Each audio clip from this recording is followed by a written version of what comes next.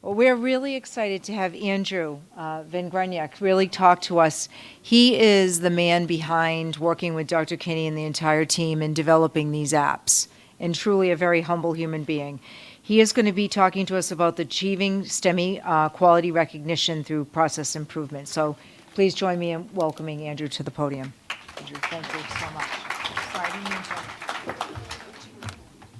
Okay, so let's see if this works. Perfect. So today I'm going to go into a little more detail about something that you heard multiple people touch on, and that's both quality metrics, specifically Mission Lifeline, as well as the STEMI application that we've been working on for multiple years.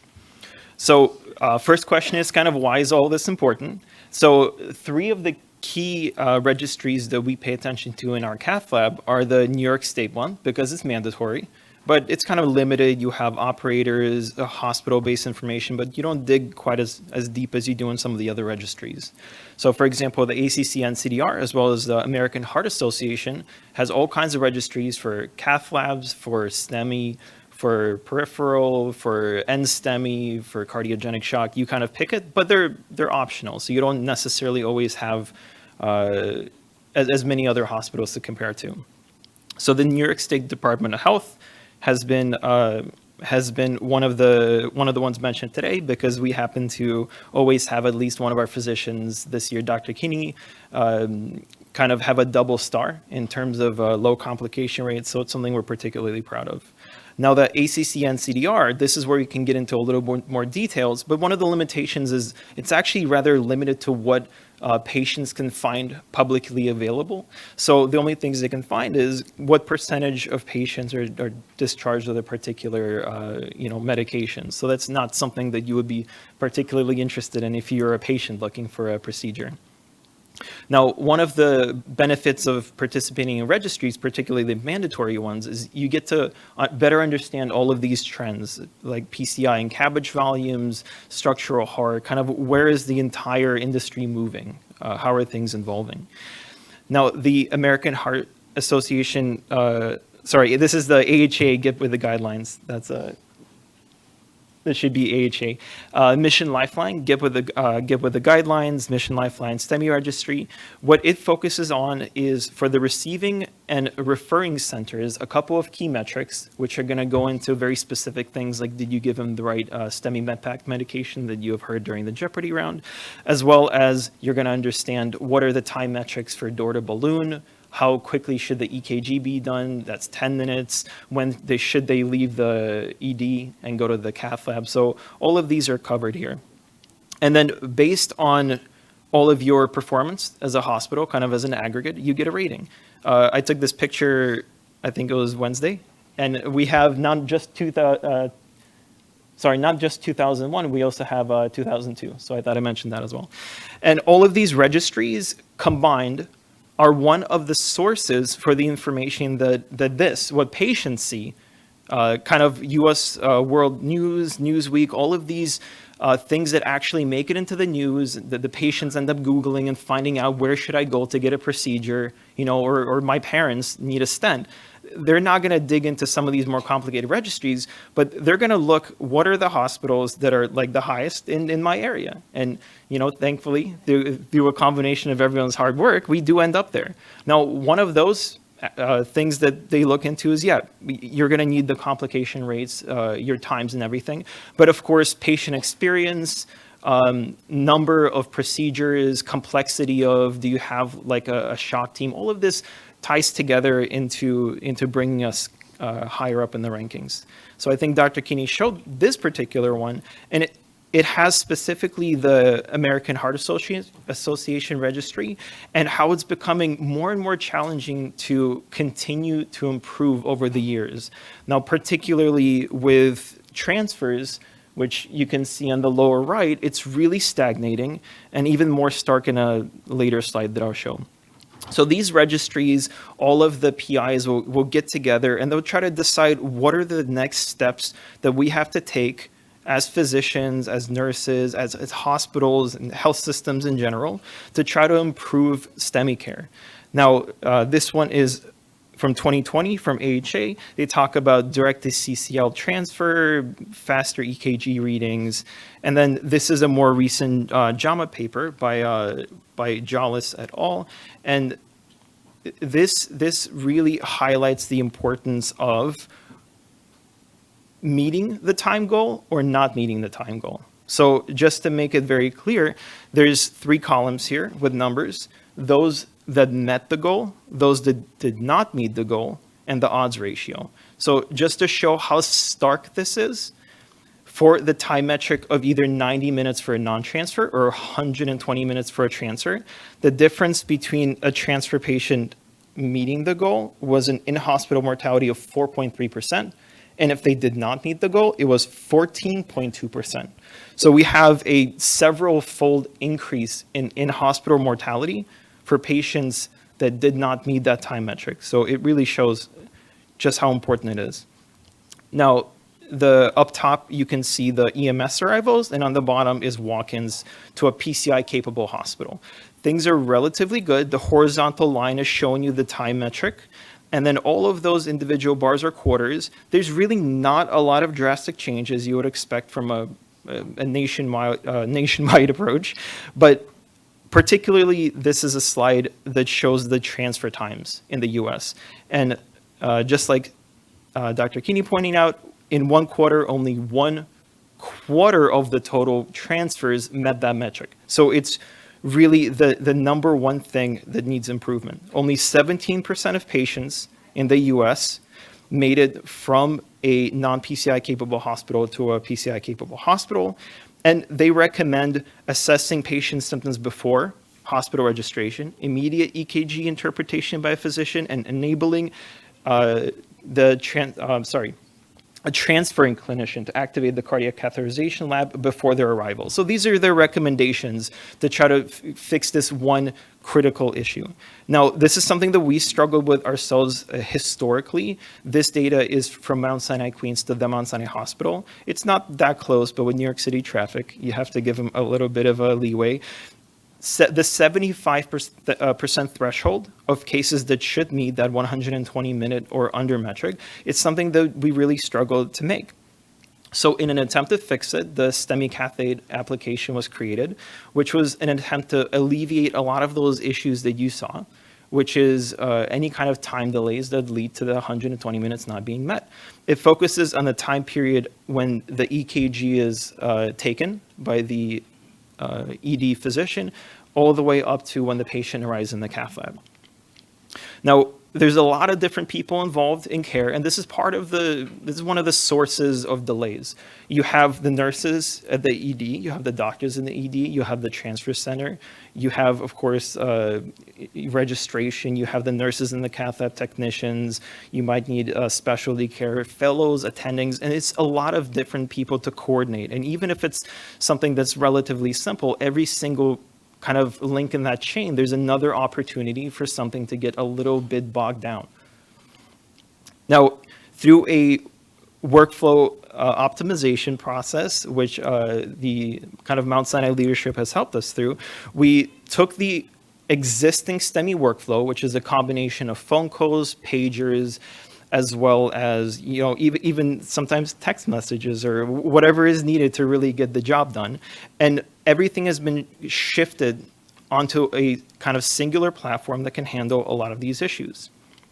A lot of educational sessions were had. We had something called super users, somebody that gets more time kind of allotted to get familiar with the application, train, and help disseminate the information to the other team members, as well as tip sheets, lots and lots of Zoom sessions. And then end-to-end simulations, where we have representatives from every one of these different groups, and then fully simulate cases where we have a STEMI from a walk-in, take a picture of an EKG, send it out all the way to the end, to make sure that everyone understands how it works, to make sure that there's no lapses in the workflow, that we haven't forgotten one point or another. And then, thank you, Mary. We had a wonderful end-to-end simulation all the way back in 2020, right before COVID. So that put us in a bit of a pause. And then as part of a quality improvement process, of course, there's daily meetings. And then as people become more comfortable with the process and becomes second nature, it switches to weekly meetings.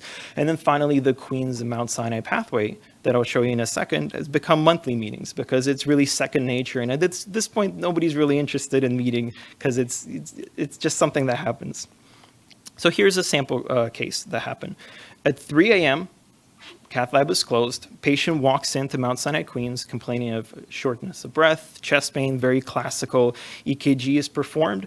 The ED attending takes a picture of the EKG, clicks submit, and all of a sudden the phones of the fellows, attendings in transfer center go off. Sounds like a smoke alarm. Very distressing, especially at 3:19 a.m. Then there's a clinical discussion between the two attendings. Patched in by the transfer center. So is the patient, candidate for catheterization? Should they be brought straight to the ICU? Do we have to rope in the ECMO team? Everything like that. So once the case is accepted, now we're bringing in the nursing teams as well as the technicians to get an alarm. And now they're confident. Not only is this a potential STEMI, this has been confirmed by EKG. There's a discussion. They're a candidate for cath. So this isn't just a potential STEMI. This is actually definitely a STEMI we have to go treat. So there's an added sense of urgency that we know this is something serious. Then we share medications, vitals, MRN, everything, even before, because everyone's at home, it's 3 a.m. So they already understand the status of the patient. They can see the vitals, medications, STEMI pack was given, that particular list of medications. We have tracking, we have GPS. We understand exactly where the patient is. Do you have another half an hour to get to the cath lab, or are they parked outside and bringing the patient up? So a lot of this extra information helps reduce the total time. And then finally, the device time, 4:31, takes us to 91 minutes for a 3 a.m. case. That's pretty good. That will be 1 minute away from meeting the walk-in time for our own ED. So this is really quite good, and not a coincidence that I picked a case that ends with 91 because that's our average. So before the application, the door in, door out time was struggling quite a bit, approaching nearly 70 minutes mean. Though I will say that the median is a little bit lower. It's a number of outliers that drag the average higher. And that's something that we found with this application, that those outliers are essentially gone. There's not really any more situation where people get stuck and don't know exactly how to proceed because there's too many people aware. And it kind of naturally proceeds when everyone is brought in at the same time.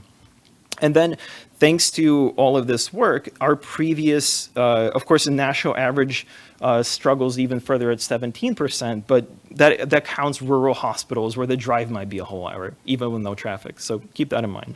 But our previous numbers, not quite meeting the 75% metric, have now completely gone away, and 100% of our cases have been meeting that 120-minute delay, even through all of New York City traffic, so that excuse is gone. And one of the potential benefits, of course, we're not powered to claim that's the case, but we had nearly zero in-hospital STEMI deaths, which is much, much lower than the New York State numbers show. So then going back to this slide for a second, these are the key findings from the JAMA paper, and that's we have to improve transfer times, which is something we had a lot of luck in. We have to assess the patient's symptoms before hospital registration, so definitely the cath lab hospital. Now, the EKG is interpreted by our cath lab way before the patient makes it to the cath lab check, and we're enabled to activate the cath lab basically at the ED discretion, which is the way we set it up. We send an ambulance immediately. We don't wait for acceptance.